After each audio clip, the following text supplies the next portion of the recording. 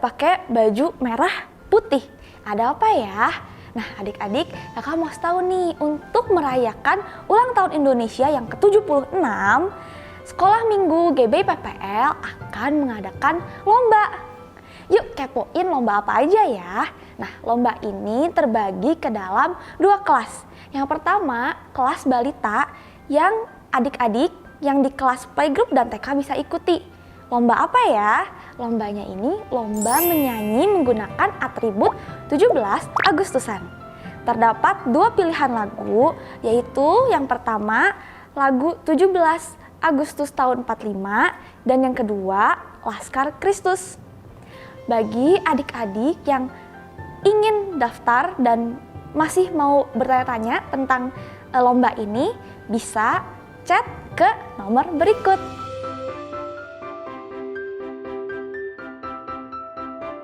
Nah selanjutnya untuk kelas kecil dan kelas besar, adik-adik yang di kelas 1 sampai 6 SD bisa ikut di kategori lomba ini. Terdapat 2 pilihan lomba, yang pertama yaitu tebak gambar dan tebak lagu.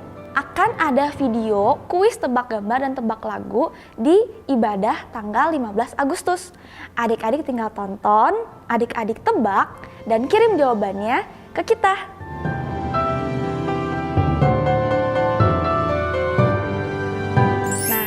Lomba yang kedua yaitu video lomba bersama keluarga di rumah. Adik-adik bisa lakuin lomba sama papa, mama, adik, kakak di rumah. Misalnya lomba balap karung, lomba kelereng, lomba makan kerupuk. Apapun lombanya, sekreatif mungkin adik-adik videoin dan kirim ke kita. Bagi adik-adik yang pengen daftar lomba ini atau mau tanya-tanya soal lomba ini, bisa hubungi ke nomor berikut.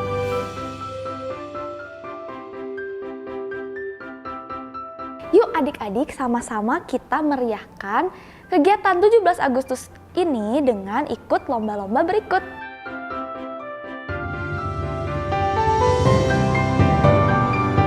Ditunggu ya adik-adik pendaftarannya.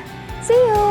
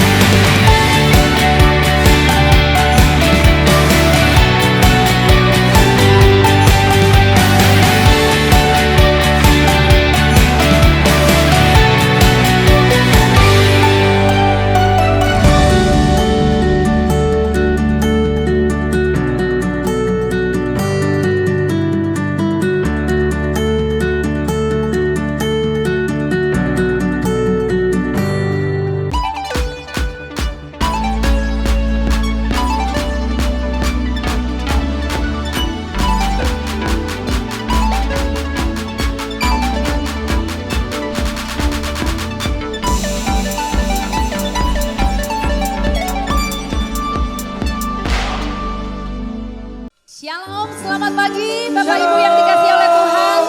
Di tempat ini, di rumah-rumah, sekali lagi saya sampaikan shalom. Shalom. Kabar baik hari ini?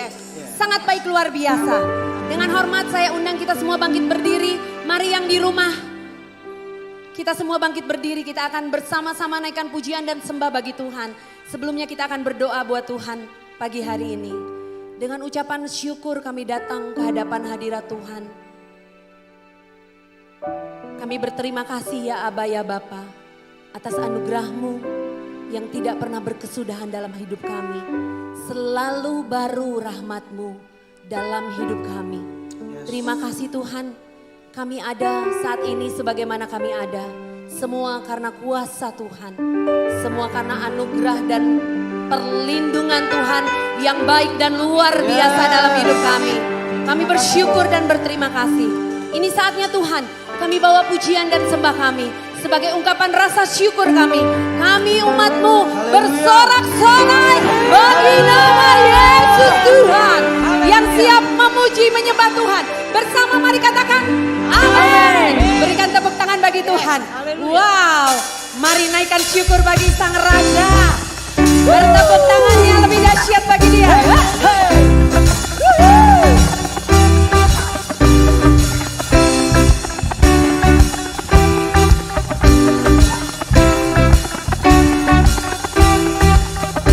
Kasih yang begitu besar, lebih kuat dari dosa. Kasih yang menemukanku, selamatkan dan pulihkanku.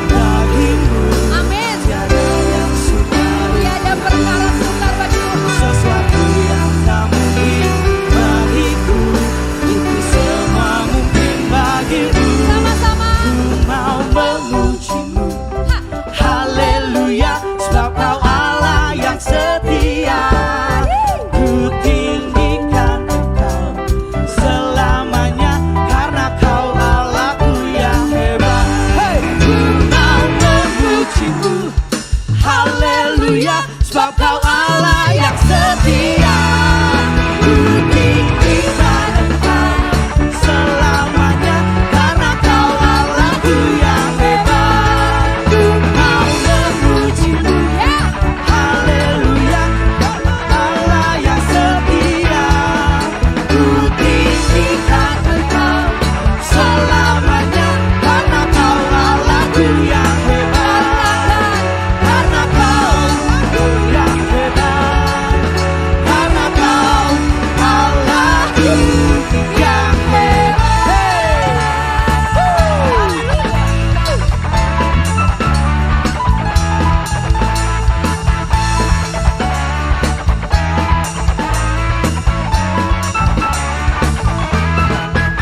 Bersuara haleluya.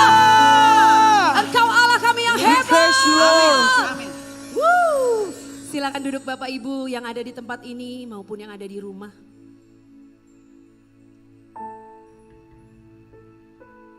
Tetap tinggal tenang di dalam hadirat Tuhan, amin.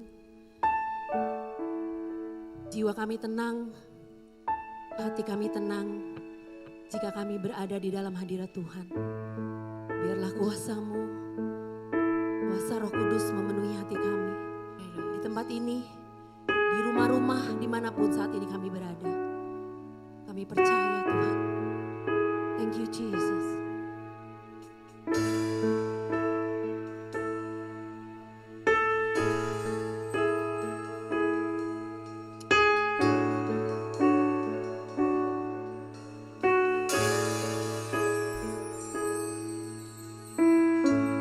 Bapa, Kau mendengar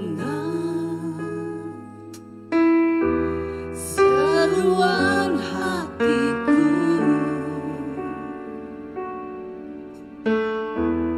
Tak pernah Kau lepaskan dari kasih-Mu.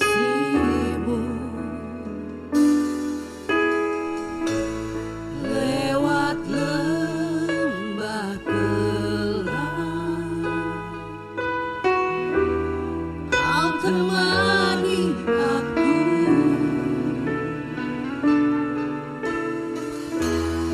Roh-Mu bekerja selalu untuk kebaikanku.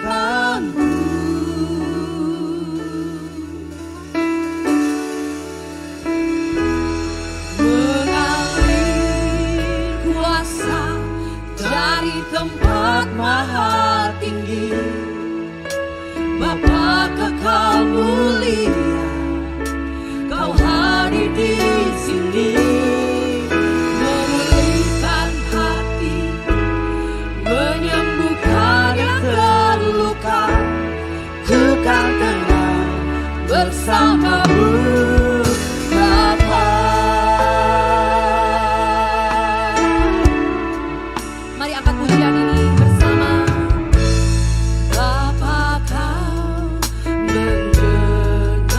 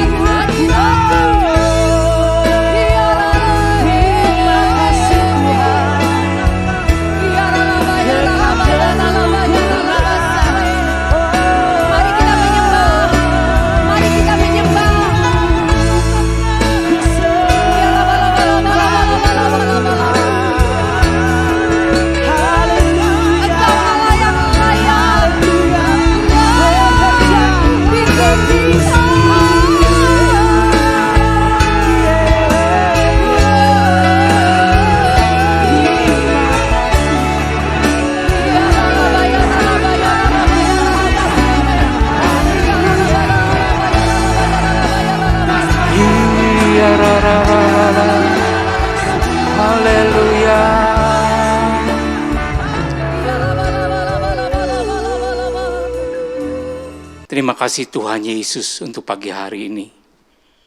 Kami mengucap syukur, kami boleh merasakan ketenangan bersama dengan Engkau ya Tuhan. Karena Engkau tidak pernah melupakan kami, Engkau tidak pernah meninggalkan kami. Engkau selalu peduli atas setiap kami. Sebentar kami akan mendengarkan sebagian daripada kebenaran firman Tuhan. Urapi hamba-Mu, urapi kami semua. Kami percaya firman yang kami dengar tidak akan kembali dengan sia-sia, tetapi akan berakar, bertumbuh, dan berbuah lebat dalam hidup setiap kami. Roh Kudus, kuasai hati dan pikiran kami, sehingga pada saat firman ditaburkan, firman itu boleh menjadi bekal di dalam perjalanan hidup kami. Di dalam nama Tuhan Yesus Kristus, kami semua sudah berdoa dan mengucap syukur. Haleluya. Amin. Shalom Bapak Ibu Saudaraku yang ada di rumah atau dimanapun Anda berada. Saya berharap kita semuanya ada dalam keadaan baik, terpelihara sempurna, baik tubuh, jiwa maupun roh kita. Nah Bapak Ibu dan Saudaraku semuanya, kondisi sekarang yang sudah berlangsung sekitar 1,5 tahun belakangan ini telah mengubah kehidupan semua orang di seluruh dunia. Sekarang ini bersosialisasi secara fisik menjadi sesuatu yang membahayakan baik untuk diri kita maupun orang-orang di sekitar kita. Tiba-tiba saja para orang tua yang biasanya menggunakan gadget seperlunya mendadak harus belajar memanfaatkan perangkat ini dengan maksimal agar bisa berkomunikasi dengan orang lain, agar mendapatkan informasi yang lebih luas. Demikian juga pasangan-pasangan yang masih muda yang punya anak usia sekolah, mau tidak mau harus belajar berbagai aplikasi karena harus mendampingi anaknya yang belajar secara online. Semula kita tiap hari biasanya bebas bepergian, sekarang mendadak harus menahan langkah kaki kita dan lebih banyak tinggal di rumah. Kalaupun kita harus bepergian, perlu kita menjalani uji kesehatan terlebih dahulu untuk memastikan bahwa dirinya bukan sumber bahaya buat orang lain. Nah ini yang mengejutkan dan membuat banyak orang menjadi cemas adalah kita kehilangan orang-orang di sekitar kita. Sekarang ini kita mendengar ada famili kita, ada anggota keluarga kita, teman kita, bahkan hamba Tuhan yang terkena wabah dan harus dirawat di rumah sakit. Itu pun kalau ada tersedia tempat perawatan di rumah sakit. Memang apa yang terjadi sekarang ini tidak terlepas ya. Artinya tidak pandang bulu, tidak pandang status, tidak pandang golongan, tidak pandang agama dan juga tidak pandang usia. Dan sebagian daripada mereka itu tidak sanggup bertahan. Akhirnya harus berhadapan dengan kematian. Nah, kematian mengingatkan kita bahwa kita harus mempertanggungjawabkan hidup kita di hadapan Tuhan. Kematian mengingatkan kita bahwa kita harus mempersiapkan diri untuk menghadapinya. Mengapa? Ya, karena selama ini orang yang sehat-sehat saja tiba-tiba bisa diperhadapkan dengan kematian. Jadi kalau selama ini khotbah tentang kematian, kita hanya mendengarnya di rumah duka, di tempat pemakaman, jarang dibicarakan di ibadah umum. Oleh sebab itulah khotbah saya hari ini saya beri judul Persiapkan Diri. Mungkin ada di antara Bapak, Ibu, dan saudaraku yang berpikir, Pak, yang penting adalah realita kehidupan di dunia ini. Saya ingin sampaikan, bukankah kematian juga adalah sebuah realita yang harus kita alami? Nah, saya akan membacakan surat Filipi pasal yang ke-1, ayat yang ke-21 berbunyi demikian. Karena bagiku hidup adalah Kristus dan mati adalah keuntungan. Nah, ayat ini pernah menjadi sebuah fenomenal ya. Didengar banyak orang ketika kita mengikuti proses pemilihan gubernur di DKI beberapa tahun yang lalu. muncul pertanyaan buat kita semuanya. Benarkah kematian adalah sebuah keuntungan? Nah, mengapa kematian disebut juga sebagai keuntungan? Untuk mengetahui jawabannya, kita perlu mengerti pandangan orang percaya, pandangan kekristenan tentang kematian. Bagi orang percaya, kematian bukanlah suatu misteri.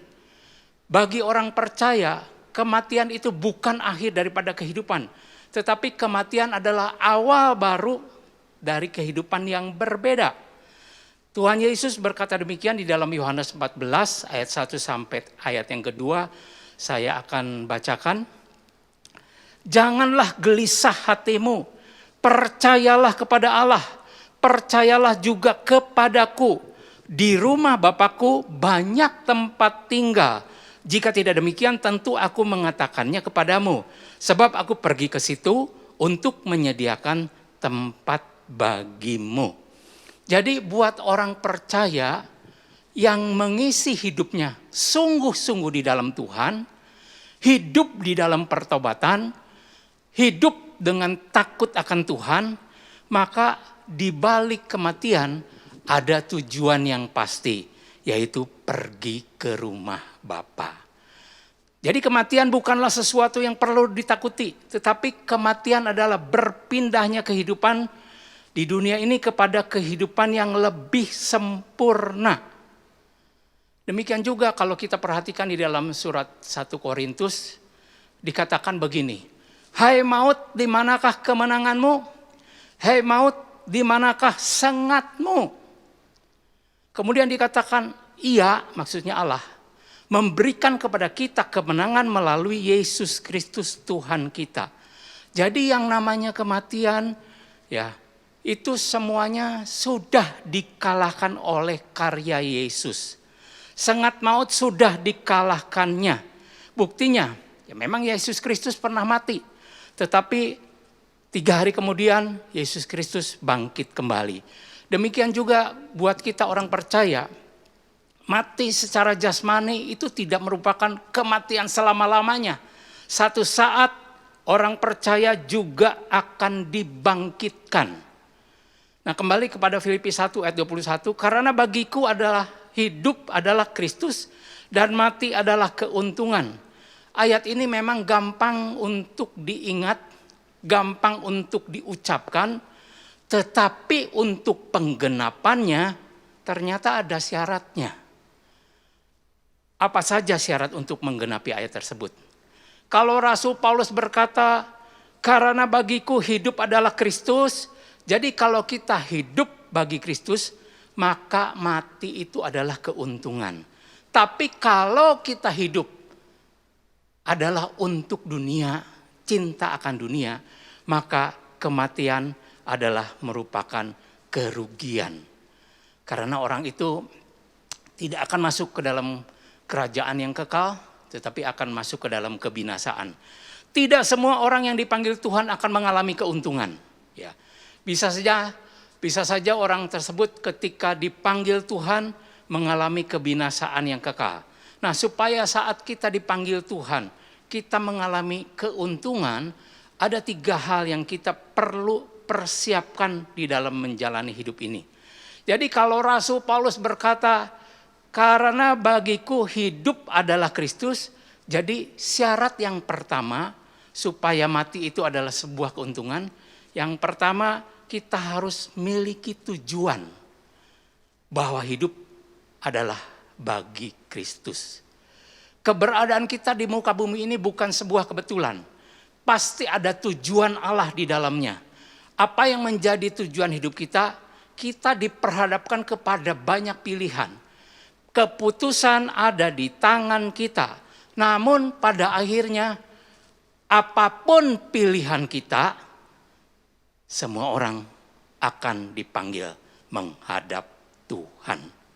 Nah, agar saat kita dipanggil Tuhan, kita mengalami keuntungan, maka kita harus menjadikan Yesus sebagai inti daripada tujuan hidup kita. Nah, kalau saya perhatikan jemaat mula-mula, mereka menjadikan Tuhan Yesus sebagai pedoman. Mereka menjadikan Tuhan Yesus sebagai tujuan hidup mereka. Mereka menjadikan gaya hidup Kristus menjadi gaya hidup mereka. Mereka menjadikan Yesus Kristus sebagai standar. Tujuan hidup mereka adalah menjadi serupa dengan Kristus. Menjadi seperti Kristus. Tidak heran akhirnya mereka disebut Kristen. Karena orang-orang melihat Kristus ada di dalam mereka semuanya. Nah, demikian juga ketika Tuhan Yesus memulai pelayanannya, Yesus Kristus dicobai dengan iblis. Ya, Tuhan Yesus dicobai oleh iblis supaya batu itu dirubah menjadi roti. Kemudian Tuhan Yesus dicobai supaya Tuhan Yesus menjatuhkan dirinya dari tempat yang tinggi karena ada tertulis Tuhan akan menatangnya. Ya, dan terakhir Tuhan Yesus dicobai oleh iblis dengan membawa ke tempat yang lebih tinggi lagi dan memperlihatkan seluruh isi dunia. Iblis mencoba menawarkan seluruh isi dunia, tetapi Tuhan Yesus menolaknya. Nah, Tuhan Yesus menolak dunia sebagai tujuan hidupnya. Sebaliknya, melakukan kehendak Allah adalah satu-satunya tujuan hidup Tuhan Yesus. Oleh sebab itulah tujuan hidup kita, fokus kita ketika kita menjalani hidup ini, saudara, fokusnya hidup untuk Yesus. Maka kita akan makin sempurna. Kita tidak akan terikat dengan dunia. Kita tidak akan mencintai dunia dengan segala isi dan hiburannya dan kesenangannya. Nah, saya akan bacakan 1 Yohanes 2 ayat yang ke-6. Barang siapa mengatakan bahwa ia ada di dalam Dia, ia wajib hidup sama seperti Kristus telah hidup. Wajib hidup seperti Yesus. Jadi itu berarti Yesuslah yang jadi inti tujuan daripada hidup orang percaya. Nah, aplikasinya dalam hidup kita, saudara, apapun talenta yang kita miliki, semua talenta yang kita miliki itu yang berasal daripada Tuhan, itu dikembalikan untuk memuliakan Tuhan. Kalau kita bergerak di dalam dunia bisnis, tujuannya ketika kita berbisnis, tujuannya bukan hanya untuk memperkaya diri. Tetapi kita juga jangan sampai lupa bahwa di balik bisnis yang kita lakukan, itu adalah untuk memperlebar kerajaannya. Kalau kita bergerak di dalam dunia kerja, jangan kita bekerja sembarangan. Tetapi jadikan diri kita menjadi garam dan terang bagi orang-orang yang ada di sekitar kita. Sehingga mereka melihat cara kita bekerja, itu mereka melihat ada Yesus di dalam kita. Jadi intinya apapun juga yang kita lakukan, biarlah nama Tuhan Yesus yang dipermuliakan. Dengan demikian, gaya hidup duniawi harus kita hindari. Nah, ini bukan berarti kita nggak boleh punya rumah, nggak boleh punya mobil, nggak boleh pergi kemana-mana. Tapi pada intinya apapun yang kita miliki di dunia ini, jangan terikat dengan itu semua. Melainkan apapun yang kita miliki, kita gunakan untuk kepentingan Allah. Ketahuilah bahwa orang yang mengasihi dunia itu menjadikan dirinya sebagai musuh Allah. Firman Tuhan mengatakan, pikirkanlah perkara yang di atas, bukan yang di bumi. Jadi jangan kita terjebak dengan perkara-perkara yang di bawah. Sehingga kita mengabaikan perkara-perkara yang di atas, perkara-perkara rohani. Keberhasilan hidup ukurannya bukan perkara materi. Tetapi keberhasilan hidup ukurannya adalah sejauh mana kita hidup mengikuti teladan Yesus.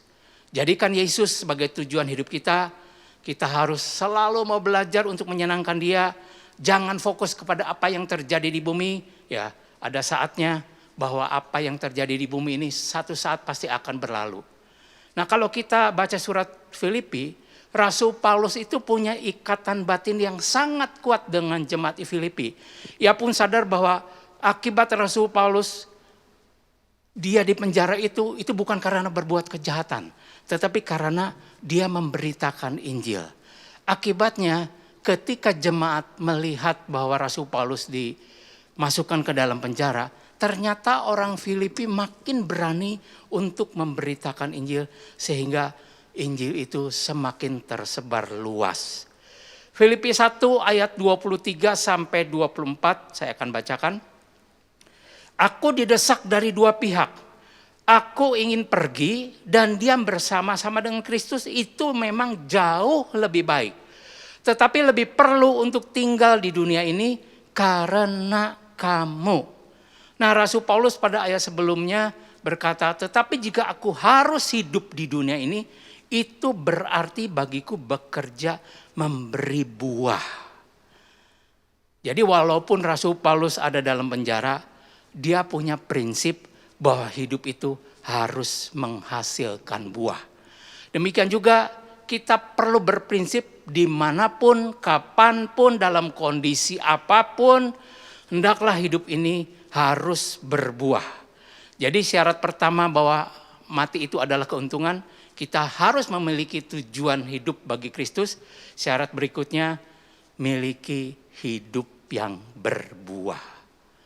Setiap orang yang merindukan kedatangan Tuhan, yang mengasihi Tuhan, yang hidup di dalam pertobatan, pada akhir hidupnya akan menerima mahkota. Tentu saja ini merupakan sebuah keuntungan. Yohanes 15 ayat 5a dan ayat yang kedua berkata demikian. Akulah pokok anggur, kamulah ranting-rantingnya.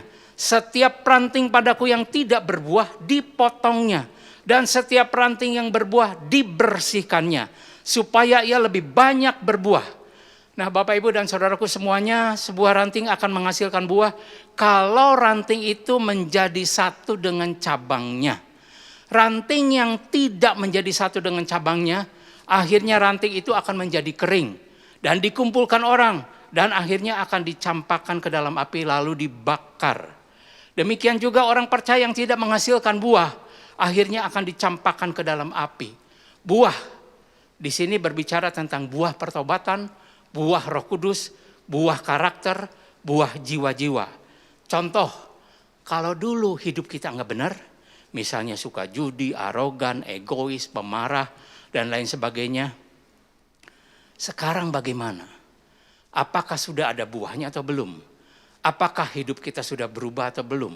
Apakah kita membawa orang-orang famili kita, relasi kita untuk membawa mereka dalam keselamatan atau belum? Sudahkah perilaku kita berubah? Saudaraku, kalau dulu hidup di dalam kesenangan dunia, ya, apakah sekarang kita sudah berubah hidup di dalam kebenaran atau tidak? Dalam situasi sekarang, apapun yang terjadi, hendaklah kita tetap menghasilkan buah. Apa yang Tuhan Yesus katakan tentang berbuah, ini menjadi pelajaran buat kita semuanya. Apakah hidup yang kita jalani ini sudah ada buah yang kita hasilkan? Coba Bapak dan Ibu saudaraku semuanya, pikirkan baik-baik. Seandainya tiba-tiba Tuhan panggil kita, apakah kita sudah menghasilkan buah atau belum? Bila dalam hidup ini kita sudah menghasilkan buah, tentu saja yang namanya kematian bukanlah sesuatu yang menakutkan. Bukanlah sesuatu yang misterius. Karena di balik kematian, saatnya kita akan menerima mahkota dari Tuhan. Nah, syarat berikutnya agar mati itu adalah sebuah keuntungan. Yang ketiga adalah miliki kesiapan menghadap Tuhan. Agar ketika kita dipanggil Tuhan mengalami keuntungan, persiapkan diri. Dengan cara bagaimana? Jalani hidup dengan selalu dalam kondisi siap menghadap Tuhan. Surat Filipi ini ditulis oleh Rasul Paulus ketika ia ada di dalam penjara. Penjara berbicara tempat yang tidak enak, yang tidak menyenangkan. Penjara berbicara tentang tempat yang penuh dengan penderitaan. Rasul Paulus sangat sadar bahwa risiko terburuk sebagai orang hukuman adalah hukuman mati. Kita pun perlu sadar, sekalipun kita tidak berada di dalam penjara secara fisik, bahwa pada satu saat tubuh kita, ya, tempat kediaman ini, ya, kemah sebagai tempat kediaman ini, satu saat akan dibongkar. Kedatangan kita ke dunia itu bersifat sementara. Kita di dunia ini adalah perantau. Kita di dunia ini adalah pengembara. Dunia bukan tempat tinggal kita yang tetap.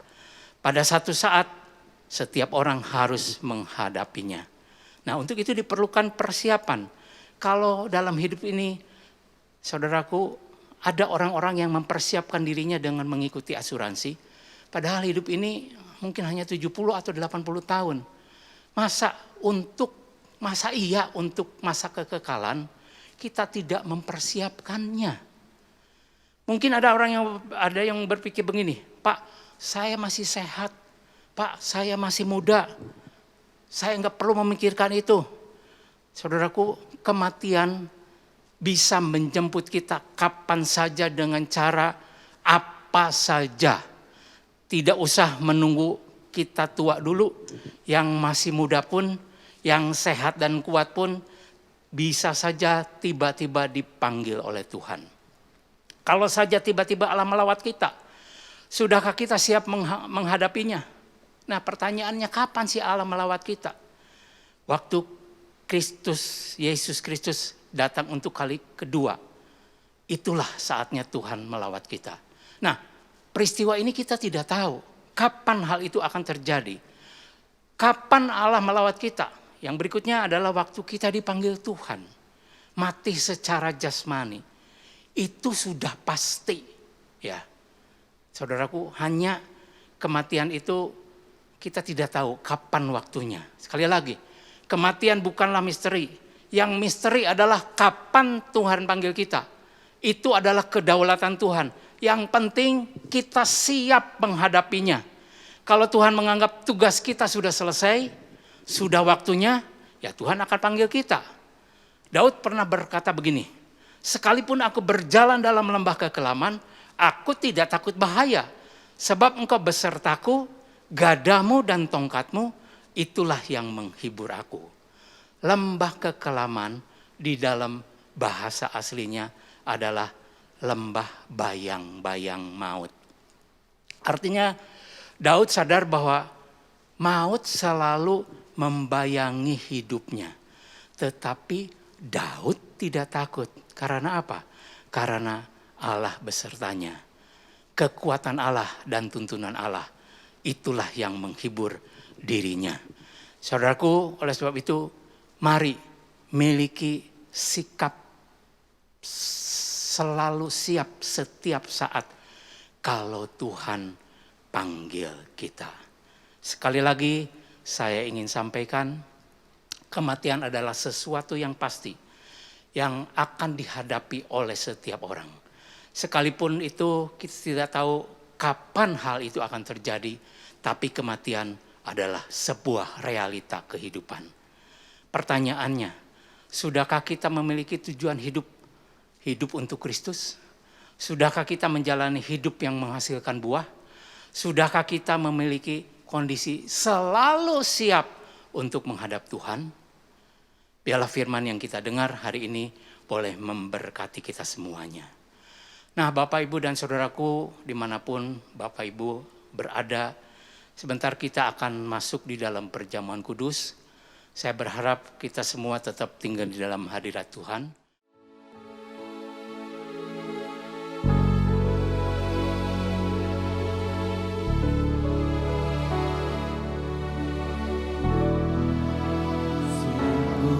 Besar pengorbananmu bagiku, terlalu dalam untuk dimengerti. Sungguh besar, sungguh indah yang kau pikirkan tentangku, tak terselami bagiku. Oh, sungguh indah,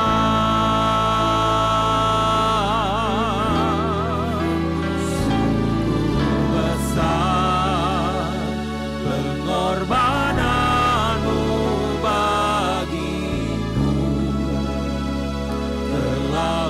dalam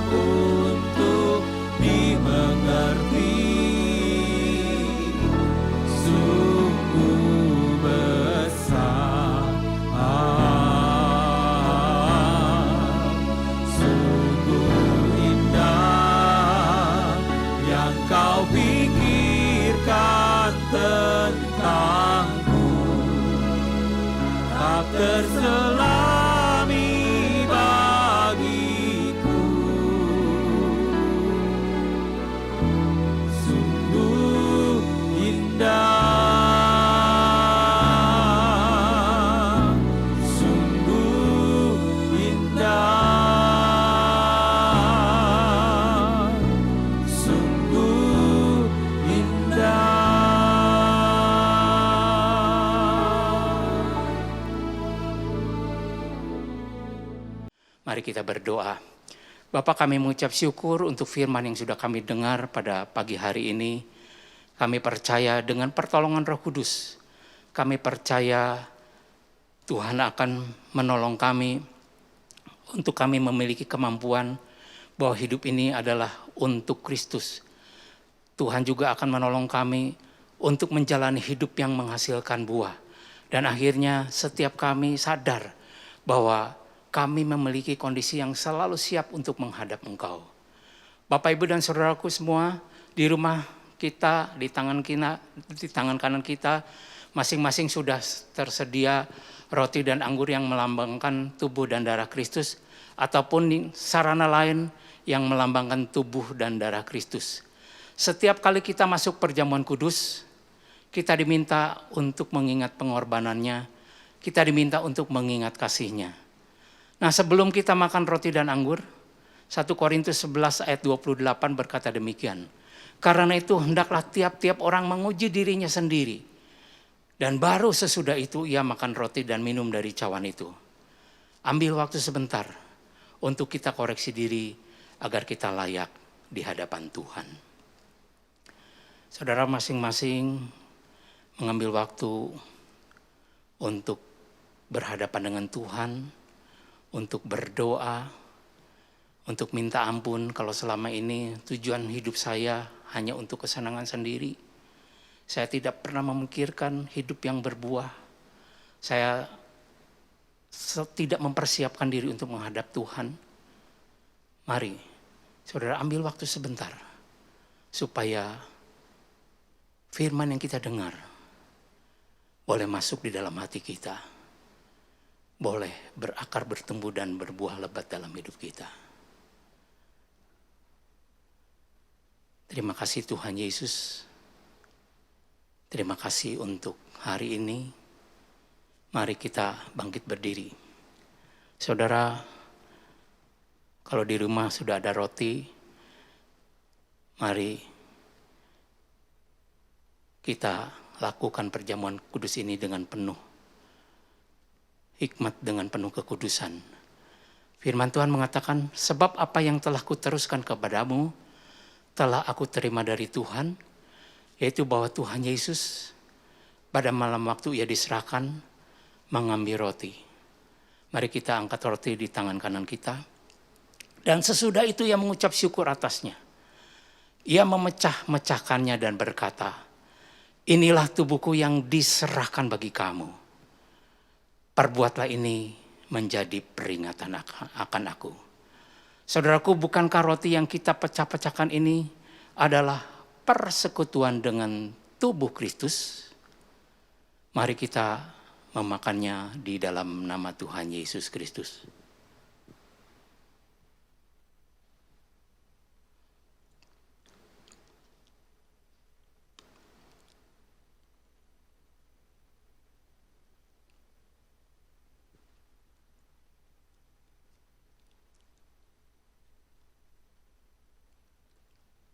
Kita angkat cawan di tangan kanan kita. Demikian juga ia mengambil cawan sesudah makan lalu berkata, cawan ini adalah perjanjian baru yang dimeteraikan oleh darahku. Perbuatlah ini setiap kali kamu meminumnya menjadi peringatan akan aku. Saudaraku, bukankah cawan pengucapan syukur yang atasnya kita ucapkan syukur adalah persekutuan dengan darah Kristus? Mari kita meminumnya di dalam nama Tuhan Yesus Kristus.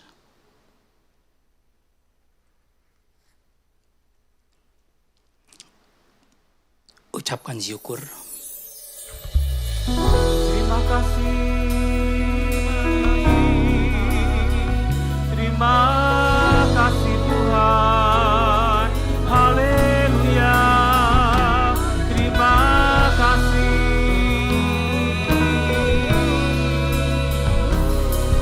Oh, terima kasih Yesus. Terima kasih Yesus.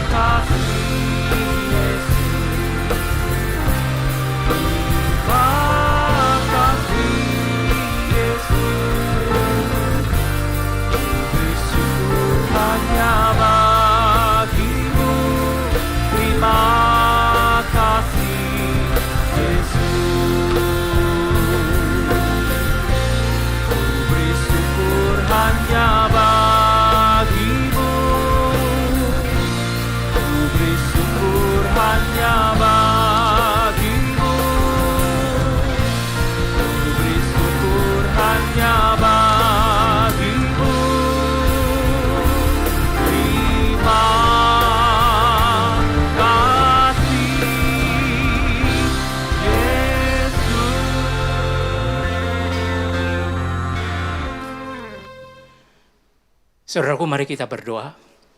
Terima kasih Tuhan Yesus untuk persekutuan dengan tubuh dan darah-Mu. Kami percaya bersama dengan Tuhan, kami mampu melewati keadaan ini. Dan kami tetap menaruh pengharapan kami hanya kepada Engkau ya Tuhan. Karena kami tahu semuanya ada di dalam kendali Tuhan. Sehingga ketika kami menaruh pengharapan kami kepada Engkau, kami boleh menjadi umat yang setia di dalam mengiring Tuhan Yesus. Kami berdoa untuk seluruh umat Tuhan yang pada saat ini kondisinya dalam keadaan tidak baik, mungkin kurang sehat tubuhnya, mungkin kurang baik ekonominya.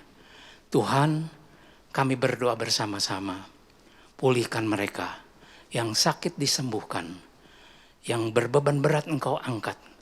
Tuhan, pulihkan mereka. Kami percaya Engkau tetap peduli atas mereka semuanya. Kami percaya Engkau tidak pernah meninggalkan mereka. Terima kasih Tuhan untuk hari ini. Kami juga mau berdoa untuk pemimpin-pemimpin yang ada di gereja ini Tuhan. Tuhan, biarlah hikmat-Mu boleh menyertai mereka. Hikmat-Mu boleh menuntun mereka apa yang harus mereka lakukan hari-hari ini. Dan kami percaya semua para pekerja, baik semua di setiap departemen yang ada maupun di setiap cabang yang ada Tuhan, mereka tetap setia mengiring Engkau dalam segala keadaan. Tak lupa kami juga tetap berdoa bagi bangsa dan negara ini. Kami percaya Engkau tetap mengarahkan pandangannya atas negara ini Tuhan. Kami mau berdoa untuk presiden kami, Presiden Jokowi, Wakil Presiden, seluruh aparat menteri yang ada di bawahnya. Kami berdoa juga untuk TNI, Polri, dan seluruh tenaga medis yang hari-hari ini mereka bekerja keras untuk mengatasi pandemik yang ada di negeri ini. Tuhan, berikan kepada mereka kekuatan, berikan kepada mereka kesabaran, berikan kepada mereka Tuhan ketenangan, berikan kepada mereka penguasaan diri. Dan kami percaya apa yang mereka lakukan semuanya diperhitungkan oleh Engkau ya Tuhan. Terima kasih untuk hari ini, kami mengucap syukur dan pada saatnya kami akan kembali kepada aktivitas kami. Biarlah kami membuka hati kami siap menerima berkat Tuhan. Tuhan memberkati engkau, Tuhan melindungi engkau, Tuhan menyinari engkau dengan wajahnya dan memberi engkau kasih karunia. Tuhan menghadapkan wajahnya kepadamu dan memberikan damai sejahtera. Sekarang terimalah berkat sukacita, damai sejahtera daripada Allah Bapa kita melalui kasih dan rahmat-Nya yang sempurna Tuhan kita Yesus Kristus dan persekutuan yang manis dengan Roh Kudus menyertai kita semua mulai saat ini sampai Maranatha, bahkan sampai selama-lamanya. Yang sudah menerimanya sama-sama kita katakan amin. Tuhan Yesus memberkati kita semuanya.